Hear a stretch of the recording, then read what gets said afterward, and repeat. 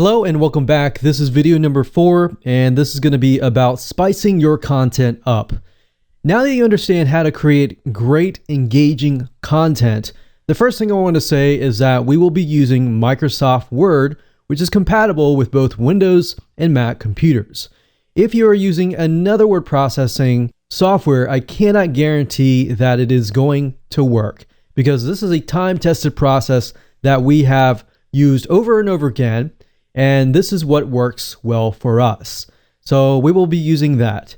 Second of all, once you have added your content to Microsoft Word, you can go through, use bullet points, you can highlight headlines and everything like that.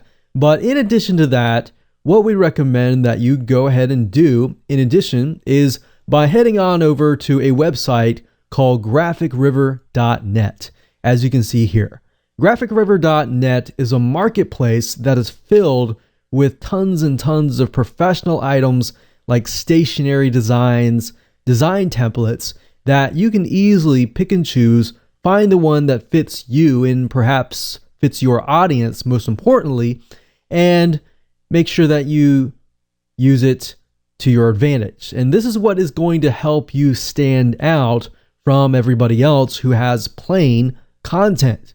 Now, if you take a look under web elements and print, you'll be able to find a lot of different items that you can use to your advantage, such as stationery. So I'm going to open this in a new tab and we'll take a look at it in just a minute. And you can also use newsletters, magazines, e-publishing. So I'm going to just go ahead and open these up, and even brochures. We also have access to web elements as well, but we're going to stick with print. And as you can see here, this is stationary items. So what I can do is I can do a search for a particular niche. So let's try dog and see what we get. So right off the bat, we can see that there are stationery and logos just for the dog niche.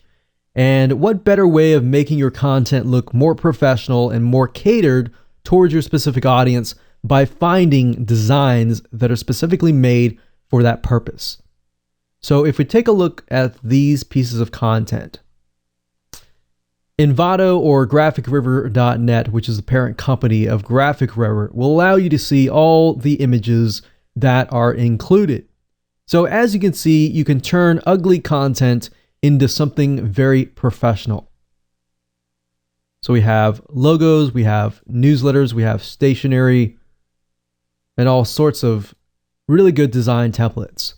Now, in addition to that, we also have e-publishing templates. Now, even though some of these deal with newsletters, we can still utilize the design templates for our content.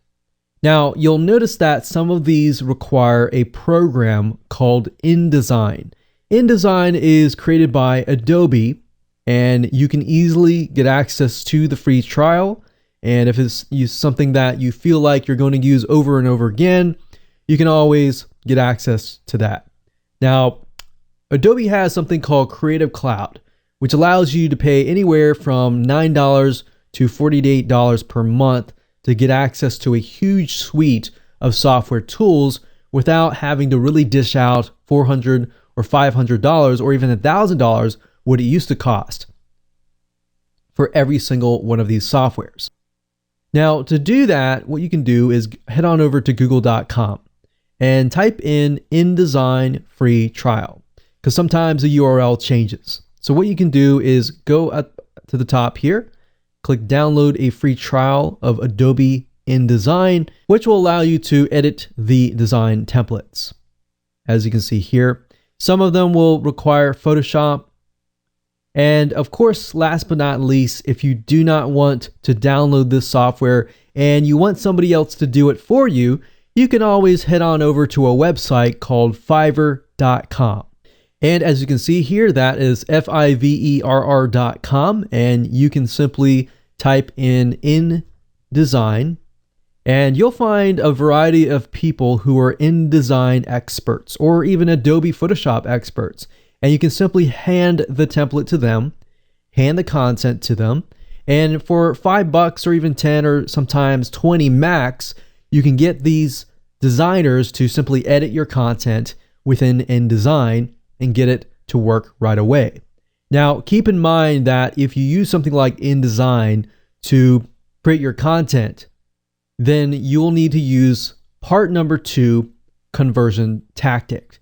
If you use something like Microsoft Word, then you can use the WinZip, which is going to be part 1 of the PDF conversion video. So now that you know how to spice things up, with that said, let's move on to the next video.